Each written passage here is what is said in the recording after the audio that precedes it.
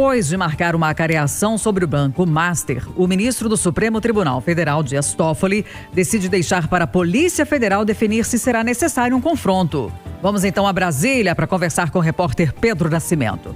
Pedro, a medida ocorre após críticas sobre um procedimento considerado nada comum. Bom dia. Exatamente. Bom dia para você, Kátia. Bom dia, Eustáquio. Bom dia também para todo mundo que acompanha Itatiaia. Usualmente, essa acariação, que é um confronto de versões entre as duas partes envolvidas, ela acontece após os depoimentos, né? Geralmente a gente escuta esses depoimentos, se há alguma contradição, marca, portanto, essa acariação, botando as duas versões frente a frente. Acontece que Toffoli havia marcado essa acariação sem sequer ter colhido esses depoimentos. Então, muita gente estranhou esse movimento do ministro Dias Toffoli, que antes disso já havia puxado todo o caso Master para o Supremo Tribunal Federal, mesmo que tramitasse na Justiça Federal daqui de Brasília, por conta de um detalhe, uma investigação envolvendo um deputado, e por isso essa investigação deveria ser tratada em foro especial no caso do Supremo Tribunal Federal. Muita gente achou isso estranho, inclusive esse movimento da acariação, mas essa estratégia mudou.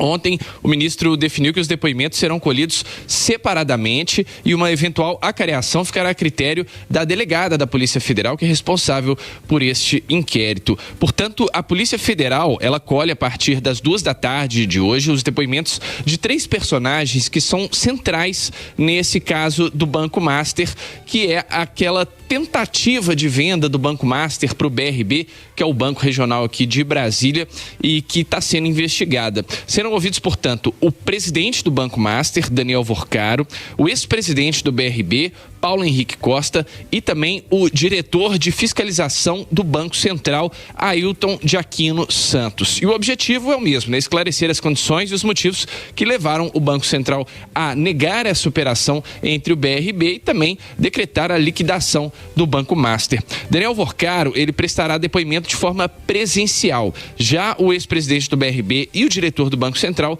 falarão por videoconferência. Essas oitivas serão acompanhadas por um juiz auxiliar do gabinete do ministro Dias Toffoli e por representantes das partes envolvidas. Lembrando que essa investigação ela busca apurar se houve alguma irregularidade ou pressão que tenha ajudado nesse processo de venda do Banco Master, que a gente sabe fraudava ali os seus ganhos e que, portanto, não tinha dinheiro não tinha o dinheiro que dizia ter para que essa compra fosse concluída. Kátia.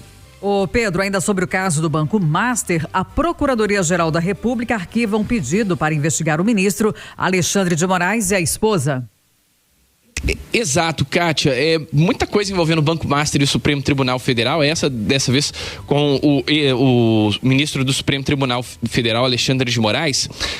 Ontem a Procuradoria-Geral da República, né, na figura do PGR, o Paulo Gonet, ele mandou arquivar esse pedido de investigação e Gonet afirmou que não há qualquer irregularidade no contrato entre Viviane Barsi e o Banco Master. Viviane Barsi, ela é esposa do ministro Alexandre de Moraes, ela atua na advocacia e tinha um contrato, né, segundo reportagens foram anexadas nesse processo, reportagens do jornal o Globo, tinha um contrato de 129 milhões de reais para atuar na defesa do Banco Master.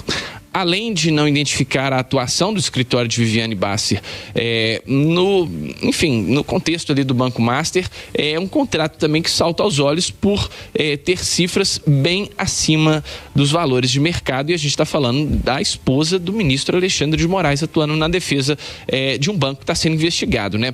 Mesmo assim, a PGR disse que não há provas de que Moraes tenha pessoalmente atuado para favorecer o banco.